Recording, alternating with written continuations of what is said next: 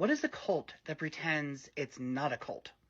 I was recently with some mates. One of them's a teacher, a couple of them weren't, and we were talking about teaching, especially from that outside perspective. And after myself and my friend had ranted on about how bad the education is, one of my non-teacher friends turned round and basically said, "You know what it is with teaching? It's just a bit of a cult."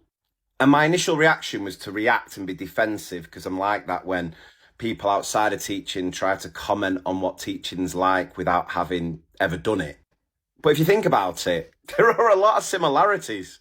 Because every teacher goes into this profession because they want to make a difference. They want to have a huge impact. And that sort of goodwill and passion and enthusiasm is weaponized against you to the point of burnout every half term. And then those holidays are used against you because it's like we can continue to add to this plate and we'll keep you trapped in this toxic system where workload is just going through the roof exponentially. Because listen, you get all those holidays, you don't know how lucky you are. And you do feel isolated during term time, cut out from the outside world of your friends and family because of the amount expected of you and the workload you have to keep up with during term time. And of course, you can never question the workload and why you're doing certain things because there you speak up in a staff meeting. Oh, no, you do not question those higher up because then you're not being part of the team. You're not being part of the family.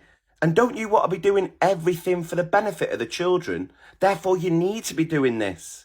The amount of guilt you feel when you're not doing work around teaching and the fact that whenever there's a discussion about reducing workload and things are put in place to try and save teachers time, that time saved is then quickly replaced with something else you need to do as a teacher. And do we even need to talk about all the gaslighting tropes and inspirational quotes thrown at teachers to again make them feel that guilt? You know, you're not in it for the income, you're in it for the outcome. A great teacher is like a candle. It consumes itself to light the way for others.